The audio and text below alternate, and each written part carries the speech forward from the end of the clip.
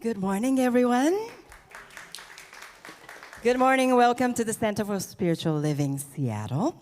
This is Celebration Choir, and we're going to kick off this morning service with the song that Rich is going to lead.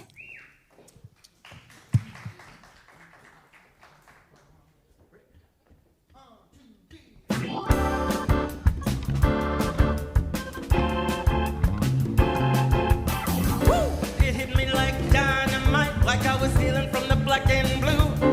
I could worry about the things that I never had or focus on what I do. And with a little bit of love and a little bit of time, I found out what was true. I got a good life. I got a good life. Hey, I got a good life. Like the lips of a honeybee. Tastes so sweet, nothing better than God and me. How could it be? I must be doing something right to have ended up here like this.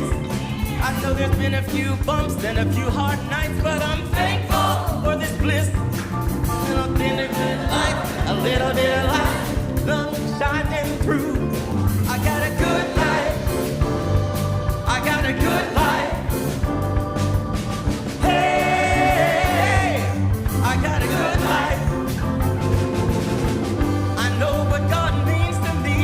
It makes my life complete.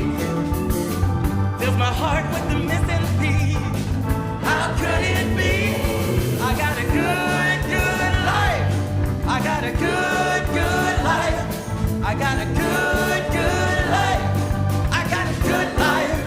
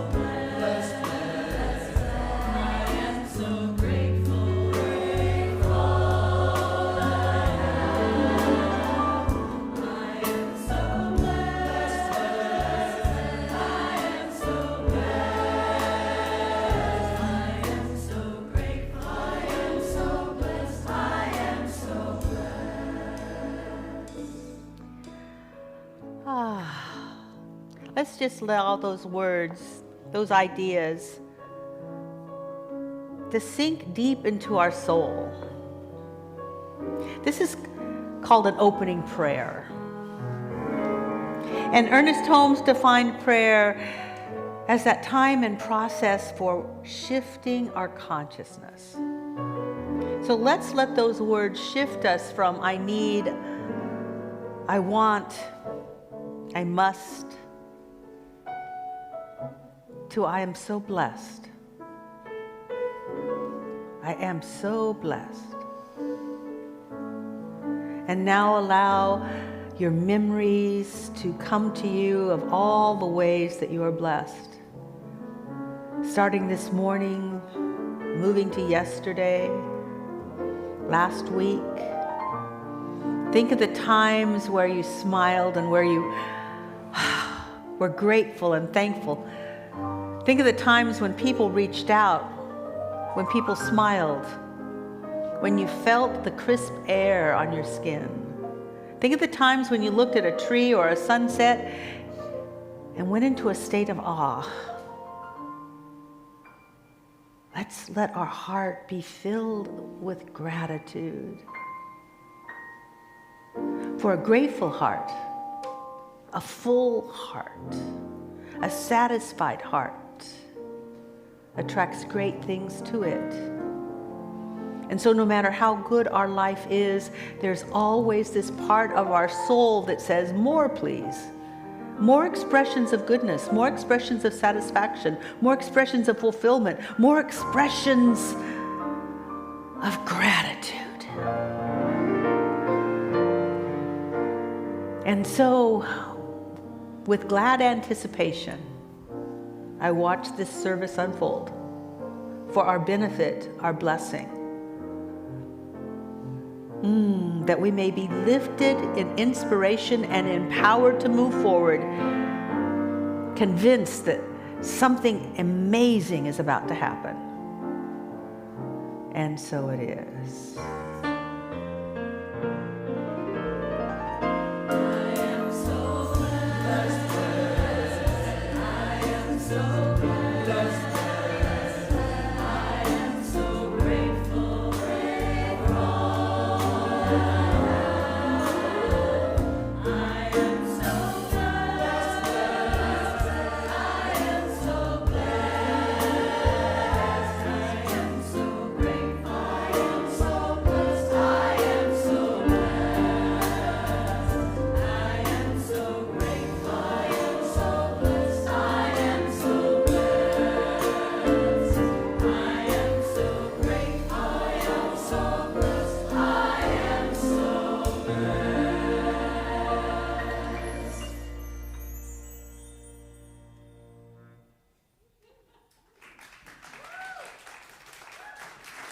Beautiful. Thank you. Good morning. I am Karen Cleveland. I'm a minister here with Center for Spiritual Living Seattle, and my pronouns are she, her. And if you're not awake, you will be soon. I know that. It's so touching today. So we are a community dedicated to inspiring others to connect with something greater than themselves. We have little or no dogma. We just teach age-old wisdom and let people decide for themselves what works for them. You know, about 2/3 of our community is joining us online today, so welcome to all of you online. We are so glad you are with us. If you are with us in person, we have some cards in the seat back in front of, in the seat back in front of you. Okay. Closer to the mic. Okay, there we go. So these cards are in the seat backs in front of you. If this is your first time, please fill them out, go through them, take them, read them. There's a place for notes. There's a place to connect with us. Let us know what your email is so you can receive updates throughout the week, you know, 1 email a week. Or also online, there's a place for you to share your email. You can share our service information. The link is probably in the chat right now, but you can also go to spiritualliving.org, and there's a link in the top. I believe it's the top right. We are on all the social media, so please like, follow, share us, because other people need to hear these messages too. So be sure you subscribe and share our information. Thank you.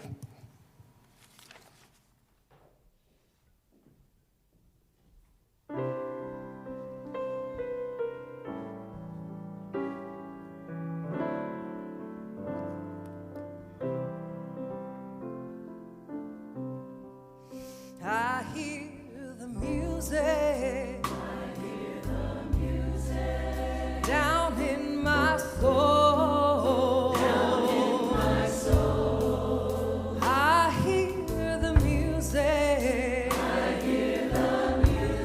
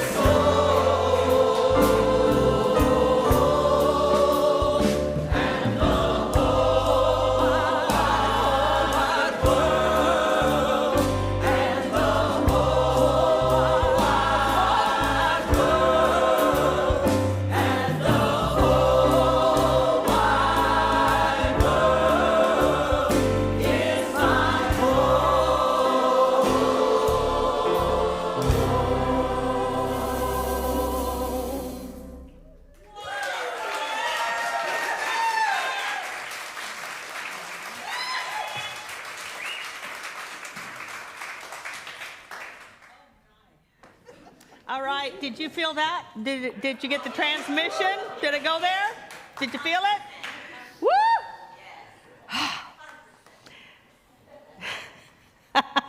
Thank you, Mickey. I'm so grateful. Oh, I'm Kathianne Lewis, and I have the privilege of serving all of you as a minister here at the Center for Spiritual Living. And it's my great pleasure to introduce to you another person who is applying spiritual principles in their life, and it's making a difference. So please welcome Karen Schiller.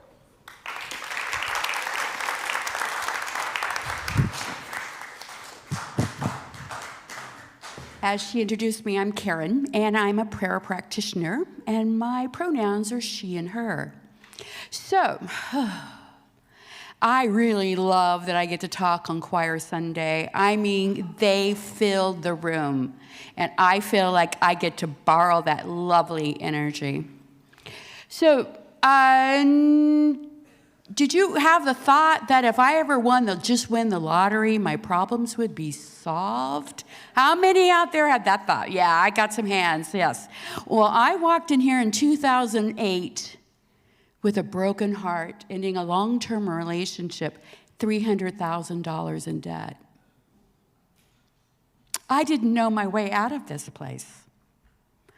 But I came here going, just maybe there's another idea. And I had low self-esteem. I really had a lot of guilt and shame about the decisions. And you got to know, I was a director of finance of a large organization. So I had actually higher expectations and rules about how I should be.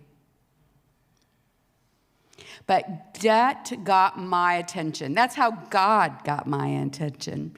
So I started listening to Sunday talks.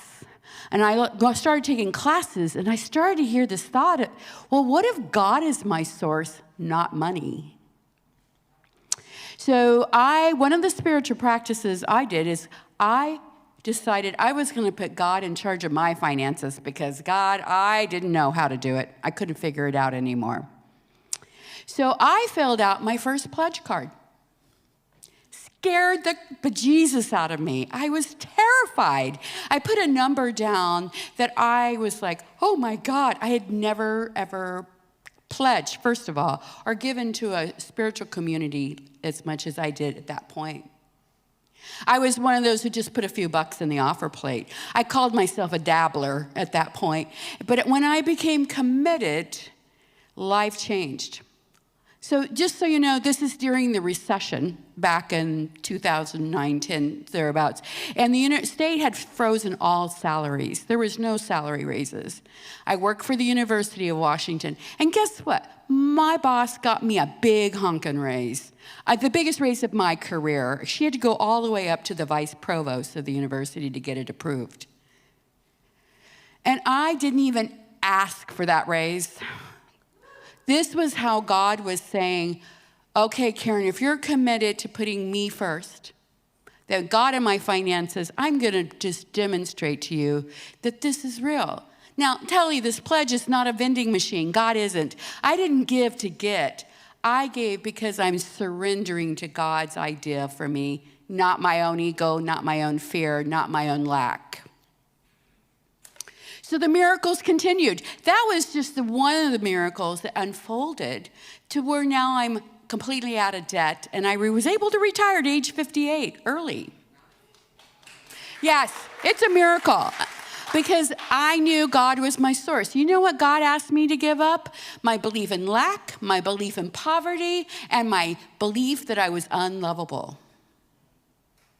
That's what was required of me. Because as my self-worth increased, my net worth increased.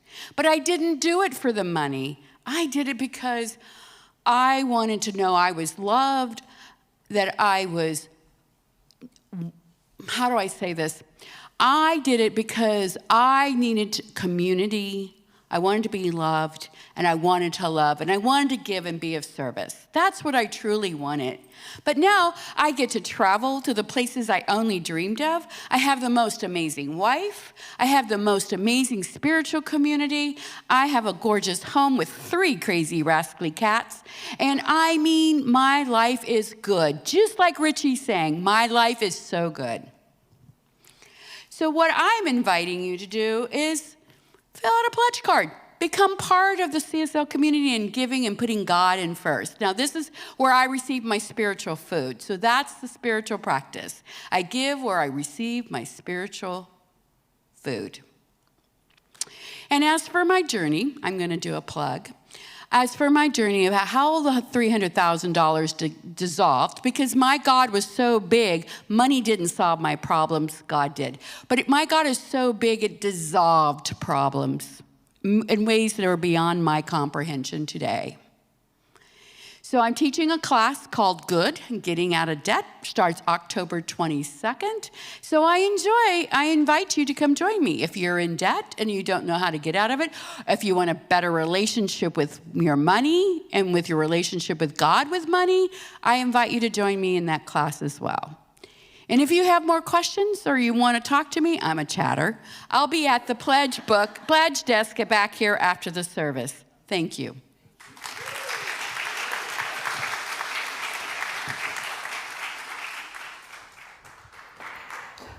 Thank you, Karen. Good to see all of you. I am so grateful. The theme for the next 5 weeks is it's natural to thrive. People don't understand that. They think they have to do something, be something, create something, fix something, make something happen. And that's actually being fostered by a lot of the things you see on social media. You know, we will help you make this happen. Well, guess what? It's natural. Thriving is natural. We get that from nature, actually. Judge Thomas Troward, one of the major influences of the founder of our philosophy, Ernest Holmes, said that he only read 2 books. One was the Bible and the other was nature. And where the 2 came together, he said, I'll go for that. I just realized that I did some things in a really strange colored ink that looked good, except under these lights. And so just a second. Okay, good. Now I see what I was writing. We're going to talk about trees. Let's talk about trees. I've always loved trees. I've always loved trees.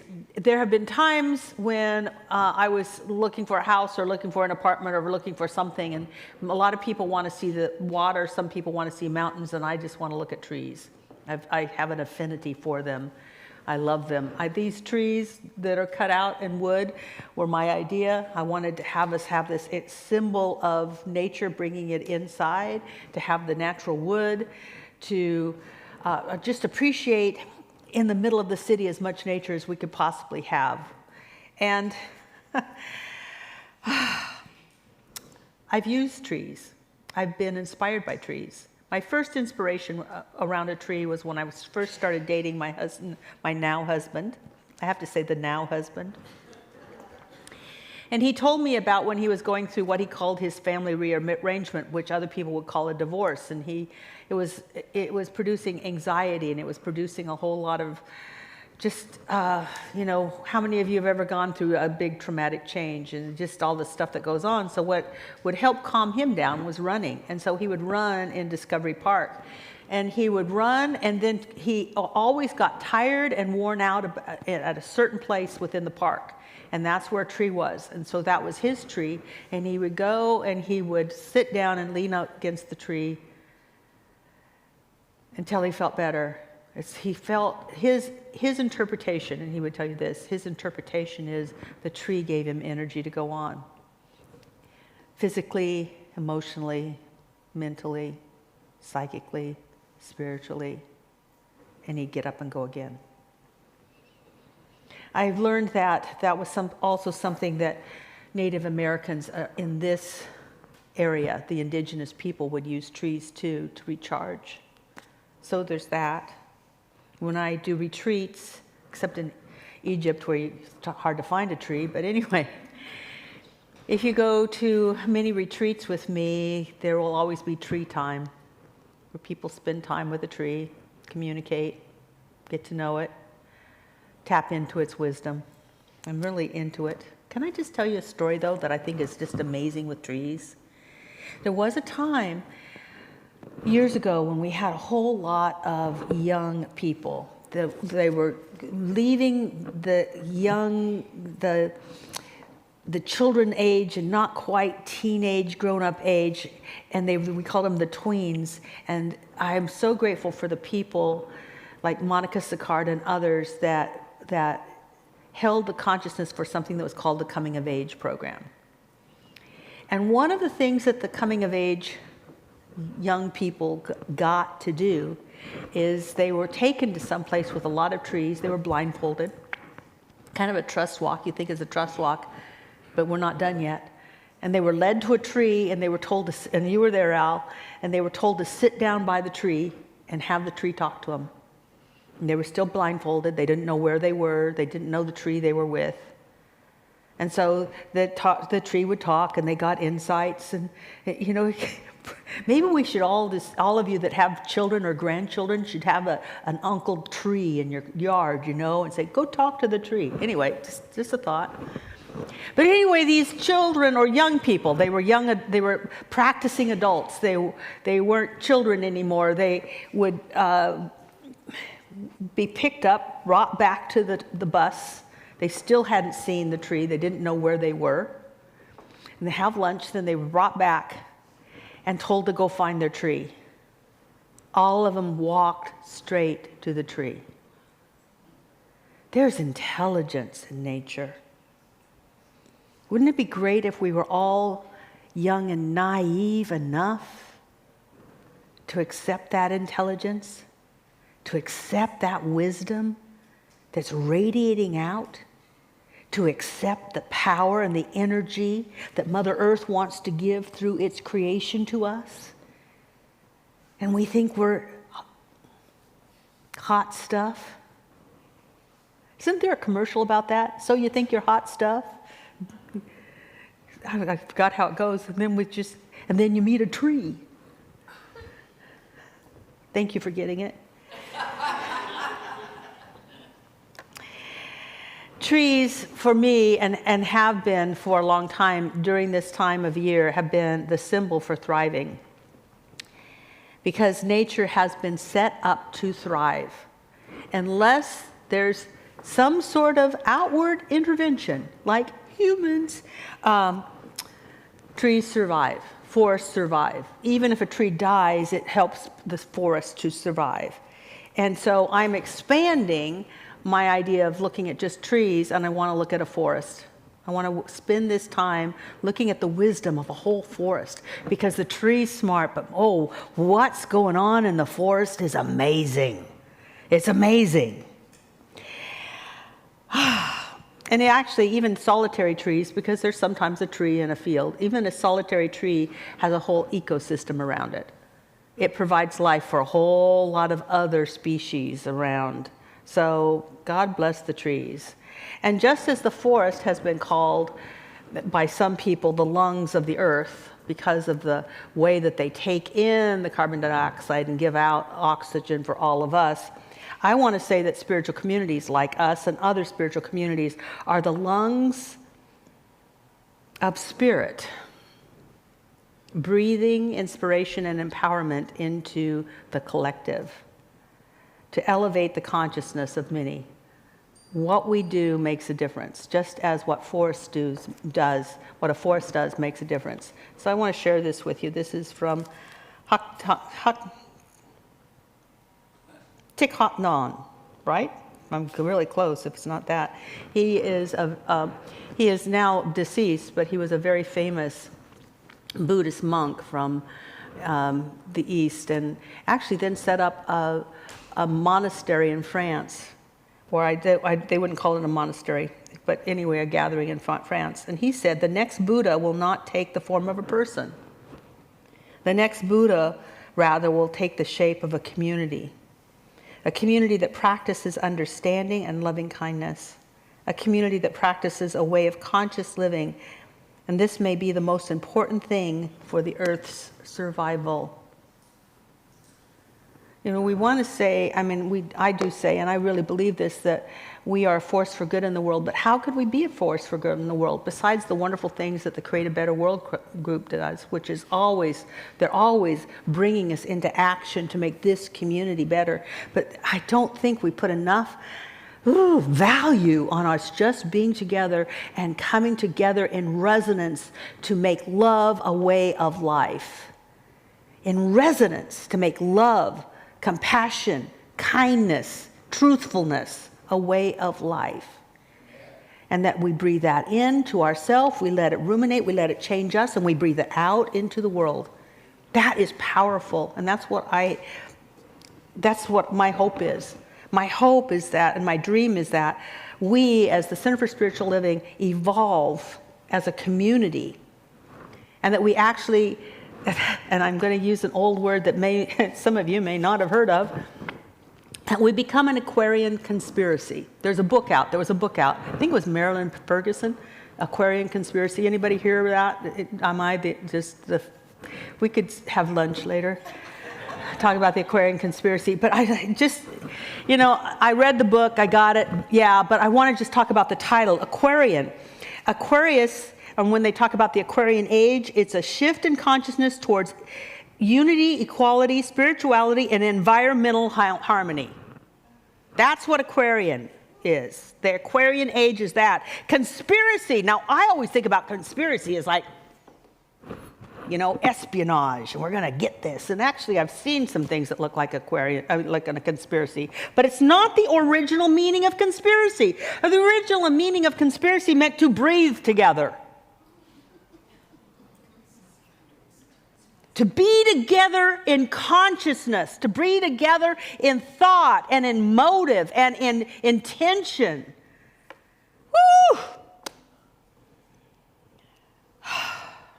For me, that means that we're just all in this together, but consciously together. Not coming here anymore, because I think we need to shift into an Aquarian conspiracy, because honestly, for so many of the years of me being here, I just wanted to make your life better. My whole purpose was to inspire and empower people to live closer to their God, therefore living in more harmony. And every time people would have a breakthrough, I'd go, yep, exciting. That is good, and it's good. But I want us to evolve beyond that, so that we not only have a good life, but that then breathing together and being together and praying together and intending together and then loving together in a harmonious way, that we set a beat that ripples so far out beyond what we can comprehend.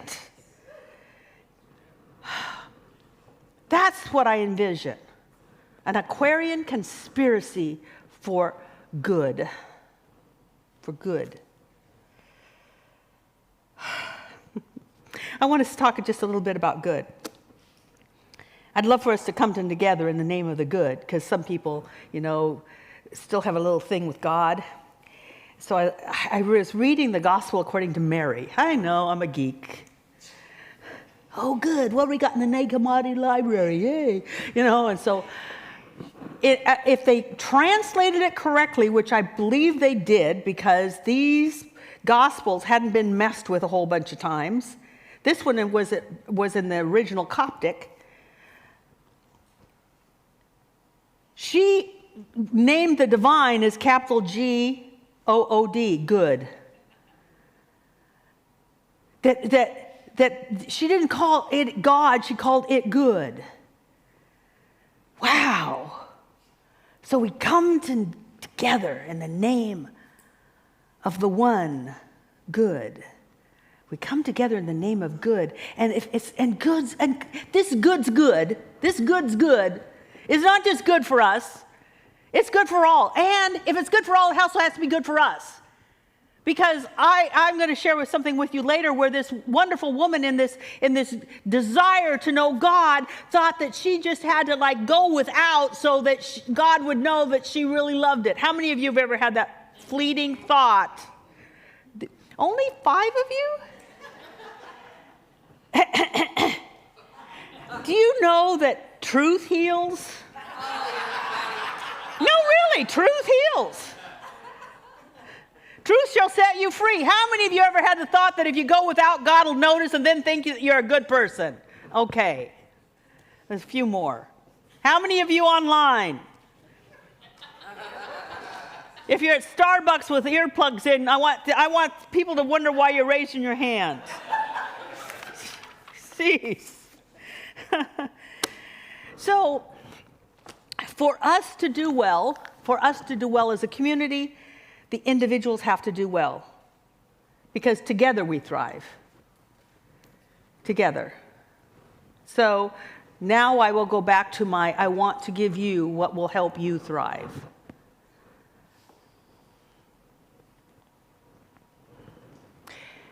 Because I think it was, I heard this from Reverend Sharon, and Don Beatty may say it as well, but as the tide rises, all the boats are lifted. So as we rise, we rise. So I want to talk about hope. It's where I always start. We need to find our hope again. We need to discover what our hope is. What does our heart speak about? And I say this because I've worked with people for now over 40 years, and I always do the same thing. What's the desire of your heart? What's the desire of your heart? And I get a fix, or I don't know, and I don't want, and just a whole bunch. The mind is full of chatter. It's not just you, Karen. Every mind chatters. Some of them just do it within. Well, there's extroverts and introverts. Come on, give me a break. But I'm saying even an introvert's got a lot going on. And so oftentimes what we want is to fix something, not become something. The mind wants to fix it. Make me comfortable. Don't make me hurt. Don't make me uncomfortable. Don't make me embarrassed. Don't make me do this. How many of you ever noticed that your mind functions on don't make me suffer, don't make me be embarrassed, don't make me be afraid, and let's fix everything so I feel safe in the world. How many of you had those thoughts? Remember, truth heals. Okay. But the soul is about becoming. It's about moving back towards its natural home, which is God. Which is, there's a connection that is always there, but the soul yearns for us to have a conscious connection with it. How many of you have had a moment where you felt the divine? Wasn't that wonderful? The soul wants more of that. But oftentimes, what will happen is because we're busy not being disturbed and nothing's going wrong, and so we're going along doing our thing, and we got enough money for this, and we do enough money for that, and we got our Netflix in case we get bored, and so we don't really long for God anymore. So the soul says, you know what? Let's give you an issue big enough that you're going to have some power beyond yourself. Let's just make you want God again. And I'm so grateful I'm finally over that, because I have evolved in consciousness through trial and trial and trial and overcoming and miracle upon miracle. Yay! Well, that's just so immature. Because when the soul finally gets us to mature, all we want to do is rest in that presence and go from glory to glory. That's thriving. And if a tree can do it, I can do it. So we have a hope, and you listen to it. You listen to that hope. And if the hope is to be out of debt, that was the soul saying, see, thank you, Karen, for sharing that. The soul was saying, trust in God, not in your own ability to do finances. My 5 husbands, well, at least the first 4, where they were not bad. There was no big drama. There was nothing wrong. They were all fine. Do you know that we all 4 of those divorces, we shared the same attorney? There was no squabbling, nothing. It was just me realizing that I had figured out who would be good to marry. And God just chuckled. Fine, here you go. Here you go again. How about, oh, you want a dancer? Here you go. Want somebody to go shopping with you? Here you go. Just until finally I could say, okay, what I want is a satisfying, fulfilling, and supportive relationship that will last for the rest of my life. And I realize now I don't know how to make that happen. Something greater than me does. Turn it over. You'll notice that your hope is really a call to turn it over. To turn it over. And then pay attention to that hope. Don't make it frivolous. Don't make it a, oh, a hope and a wish. That's powerless. And you might as well pay attention to it because it's not going to go away. Actually, when you start paying attention to your hope, it will start to empower you. Because it's there. Emily Dickinson put it this way: hope is something with feathers that perches in the soul and sings the tune without words and never stops at all. The empowerment starts when you start to listen to the hope that's in your soul, the hope of your heart. And then you give it your attention. You don't know what to do with it, but you give it your attention. You start to to develop the faith, which we'll talk about next week, how to develop faith, the faith in that hope. Because honestly, if you don't put faith in your hope, you've got faith in your fear. It's the way it works. How many of you have fear of retirement, of what might happen? Love it. Great. Karen is an illustration about how to get through that. But what if you started hoping, because you do hope for retirement or to just live well for the rest of your life? Isn't there a hope that I will live well and I'm going to see how that unfolds? Okay, so fear. So stop giving our attention. Well, we'll talk about faith next week. And so here's what I want to say. Oops, I got a third point. Ooh. Just skipped right over God. Okay. So let your hope live in the soil of God, in the soil of the soul, the universal substance, which supports becoming. It was Meister Eckhart that said the seed of a pear grows into a pear tree, and the seed of God grows into God. The seed of our spiritual divinity grows into an expression of that divinity when we let God be God in our life. When we let God be God in our life.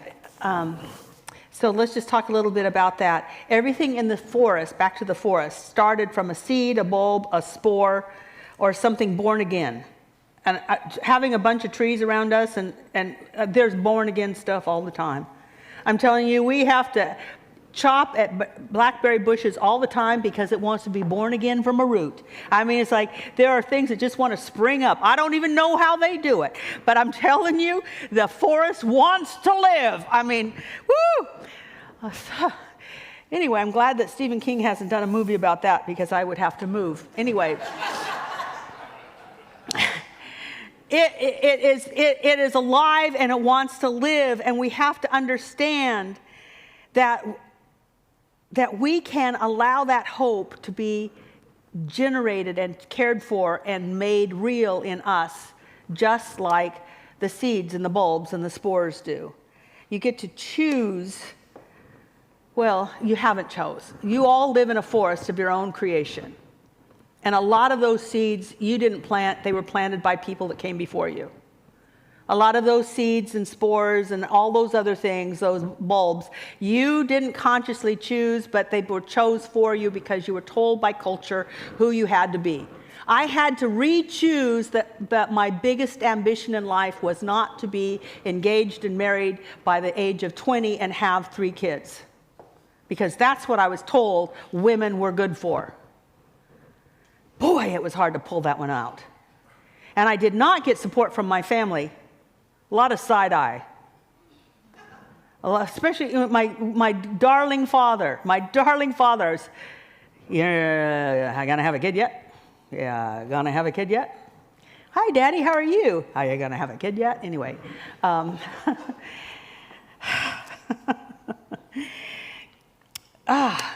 So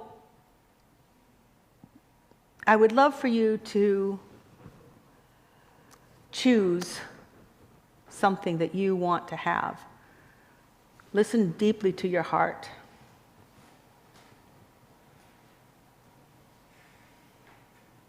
And I want to give you more inspiration. You've heard from Karen. You've seen things on the screen. But I'll just give a brief synopsis of a story that I shared at the Money Mastery class. And it also was in the Friday email. A woman who gave me permission to share her story said that she came here in 2012. She was $55,000 in debt. You to hold the record for the debt. $55,000 in debt. And had no idea, she had no savings, no retirement, no nothing. And she, today, just invested $100,000 in a condo unit with her son. She has more than enough money in her retirement account that she's not even having to draw from. Lots of money in savings. She's living in a place that was her absolute dream because she's a water person. She gets to live on a lake, looking at the lake. And it's filled with light, and it's all working out wonderfully. So from 2012 to 2025, that's 13 years, total transformation. But she planted the seed of I will live well for the rest of my life. So what seed do you want to plant for yourself? What's the seed? It could be in the area of finances because some of us need to have God show up as our finances. It could be in the area of health because some of us need to have God show up as our body. Could show up in the area of relationships because sometimes relationships are mucky and it's just time to live in harmony with others around us. What's the seed? What's the hope that you want to plant in your soul right now? Take a deep breath. And this is potent time, you guys, because this is what communities do. One of the reasons I love doing retreats is because people have so many breakthroughs so quickly because of collective consciousness. And some of you, and I will say I could be in a 12-step program, I am a recovering individualist. Just leave me alone, and I will do my spiritual work, and I'll come out when I'm ready. That's been me. And yet, I've watched over and over and over again that myself and the people around me grow so quickly and have so many ahas and have so many in the company of others like mind, because guess what? Maybe community is the new Buddha. So in this collective community right here, listen to your heart. And what does your heart long for? What is the hope you long for?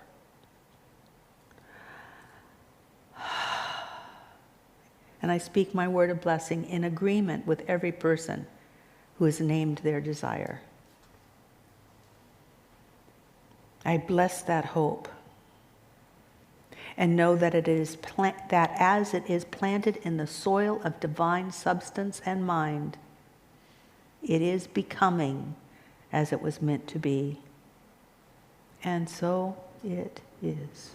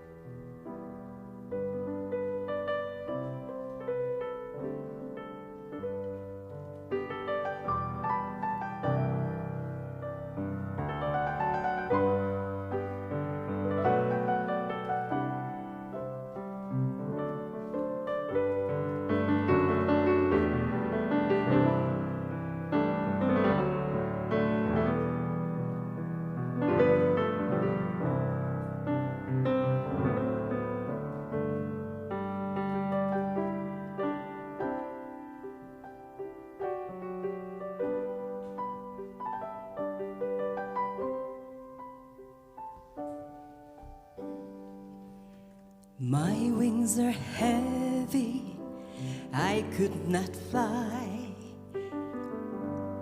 haunted by the dreams that were meant to come true. Love was there, but I could not see it. So the voice of salvation came shining through you, and you sang, God is all there is. God is all there will ever be. God is all there is. God is all there will ever be.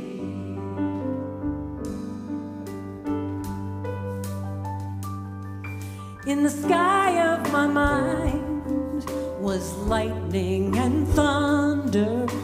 I never could trust it would finally be right, till the truth in your eyes said, don't worry, don't wonder. You sang me a song that has shattered the lie, and you sang, God is all there is. God is all there will ever be. God is all there is. God is all there will ever be. And like a shepherd, you pulled me through. When my heart was troubled, I didn't know what to do. Your compassion, it planted a seed in my life. Now a flower's in me. All the time I'm singing. All the time I'm singing. God, all there is. God is all there will ever be. God is all there is. God is all there will ever be.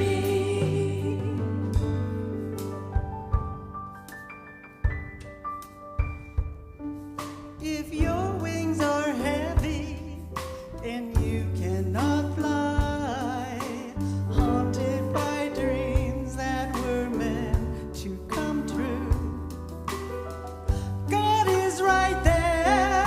You just have to see it. Let the voice of salvation come shining through you, and you sing, God is all there is. God is all there will ever be.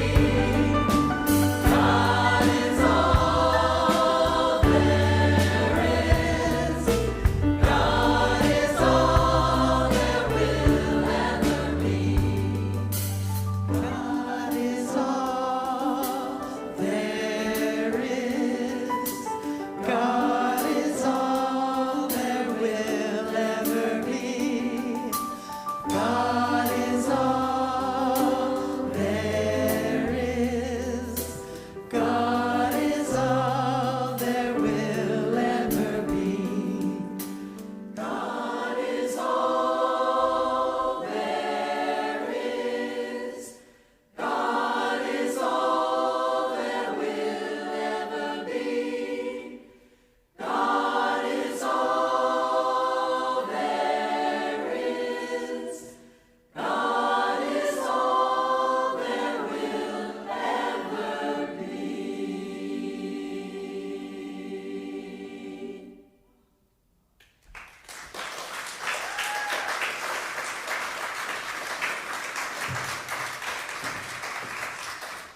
Ah, take that into your consciousness, my dears. So, who has our basket? Ah, thank you. Brian, thank you so much. And Rose is going to bless every person that comes forward to give a gift. And So as you leave, there will be baskets for you as well to receive from, because I have wrapped up over 200 bulbs that, and they're different kinds of bulbs. So I'm not going to tell you what it is. You just have to let it grow. So if you have dirt outside of your house, then plant it and watch for growth this spring. If you don't have dirt outside your place, then these all work in a pot. Get potting soil, put it in a pot, put it in a window. Please water it once in a while. Doesn't have to be watered all the time. It's a bulb. But watch it, and I encourage you to put your hope in this bulb. And when you water it, you're putting your faith in your hope. And then watch it become. It's the way it works. So that's for you. And I want to also just encourage you, because I don't have to say much because Karen did such a wonderful job. I'm encouraging you to think about being an intentional giver in 2026. To think about being an intentional giver. Not just, I'm here, so I'll put in $5 giver. That's graciously accepted. We love it. It's needed. But what we also need to support a community that is the lungs of spirituality in the Seattle area is to have commitment and for us to come together. And part of the ways that you know you've come together is you say, I'm in. It's not, I come on choir days, or I come because Kathianne's funny, which I wasn't very much today. I have to up my game, second service. But because you believe in a message that empowers people to do well, and in a message where we together can create a world that can do well. I read about the Buddha being the Buddha coming to a community, and I'd heard that before, but I also know that in high mysticism, the mystics, Emma Curtis Hopkins said that the Christ will no longer come through an individual or a group of people, it will come in masses, because it needs that kind of download for us to make the shifts energetically and raise the vibration of our world. So that's the kind of community I hope we become. Well, I think we are becoming, but that we grow exponentially in the coming years, because the world needs us exponentially in the coming years. So those are my comments. There are places where you can give your commitment card in the back of the sanctuary, and also downstairs. And also, please go downstairs and see the beautiful visual that we have for this program, because I'm using it. Actually, I'm using it as a meditation. It's just so beautiful. And it looks like this. And we've got a big poster downstairs that looks like this. This is my new visual. Deeply rooted, I'm always becoming. Wonderful work by our crew. Anyway, you will be asked if you want to put a gold leaf on the big poster downstairs. So we're making it a golden opportunity for you to share that you are committed and that you're in, and let's just watch the leaves grow. Also, many of you are sustaining givers, which means that you signed up and just said, just sign me up next year. Let's keep this going. And if you are a sustaining giver, please go downstairs and get your leaves and put them on the tree. Those are the things I have to say about our wonderful Thrive intentional giving program for right now. There's other things that I want to draw to your attention before I do ask you for money. Guess what? I'm going to ask you for money. That's what that basket's for. Get prepared. Get prepared. All the ways that you can give are behind me. If you can see them, yes, you can see most of them. We've got Venmo and text to give. Also, we take cash. We are not a cashless institution. And we take checks. And there are envelopes in the seat backs in front of most of you, so that you can do something with your credit card if you choose to do that. So we are having a luggage drive. This is for creating a better world for teens and others, young people that are in foster homes, because sometimes they have to leave. They just got to pick up and go. And so we are supplying them with as much luggage as we possibly can, and the collections keep going on. You can put your luggage in the lobby or downstairs. There's a collection place. Also, I'm really excited about this one. There is going to be a movie being shown in Town Hall, and it's called The Man Who Saves the World. This is just right up our alley. This is a documentary that collides spiritual prophecy, environmental urgency, and modern myth all together. I watched the movie. It's amazing. It's this reluctant savior where the indigenous tribes, the leaders of indigenous tribes all through the Amazon, collectively chose this guy to you're just going to have to see it. But it's good. It's good. And then there's going to be a question and answers afterwards. And truly, the Amazon needs to be saved because it is one of the, it's like the one lung for the whole world. And this is an amazing work, and I just hope that you participate. If you get a flyer, you can get the tickets with the QR code that's on it. We're not selling the tickets. I'm just promoting it because I think it's wonderful. And they asked me to promote it. I watched the movie, and it's like, I'm all in. I'm all in. You get me with the trees and the environmental stuff, I'm gone. I'm in. Anyway, so that's happening. And also, on October 21st, we are starting Beyond Limits. For those of you that want to know the very basic roots of our teaching, Beyond Limits is it. It's taught by Andrea Weatherhead. And I encourage you, because I can talk about a few principles every Sunday, but they really lay it out in a nice, clear, evolving way. I should say they. Reverend Andrea and all of her wonderful teaching assistants that will be participating. So please think about that. Sign up at the registration table. Also, downstairs, we have 2 books for you to consider. The first one is Edwin Gaines, The 4 Spiritual Laws of Prosperity, for those people who just want to be told what to do. Do this. Then, there's also my book, because I don't want to tell you what to do. I'm going to hint at it. So this is a journal, and it's more of a simmer. Just simmer in the consciousness. Both of these are available downstairs. I'm not making any money on this the church is. So please participate. Those are all of my announcements. Now let's just turn our attention to giving. Why? Because if you've breathed in and you've been inspired, I'd love for you to breathe out and support this message. Because circulation is a law of the universe. It's just the way it works. So ask your heart, because your heart's full of wisdom. Ask your heart what is yours to do to participate, to not only give financially, but how can you volunteer? How can you participate in keeping this community healthy? And let Spirit speak. Let your soul evolve. And at the same time, bless whatever you choose to do. And know that it will come back to you, pressed down, multiplied, and running over, because that's how it works. And so it is.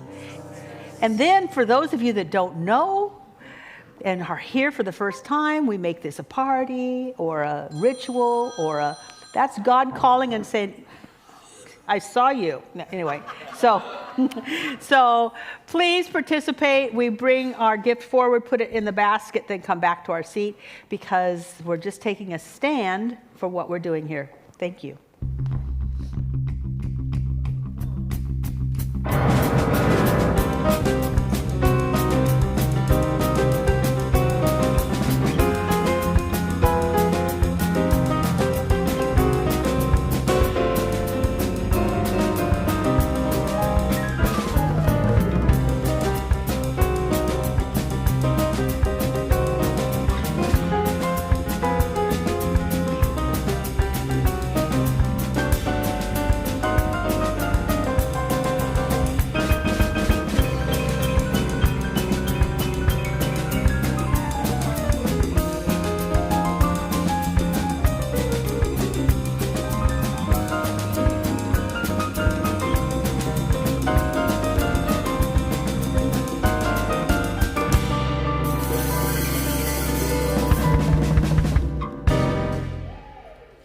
Awesome.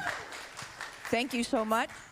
This is on, yes, or is it on? Yes? Awesome. Thank you so much. My name's Kathy Lindsay, and I get the privilege of closing our service today. If you'd like some support with your hopes and your heart's desire, surrendering them to God, join Jane Shearer in a prayer circle here, or we have a wonderful team online.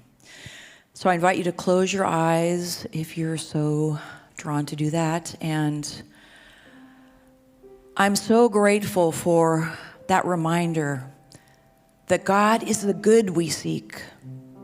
God is the good we seek.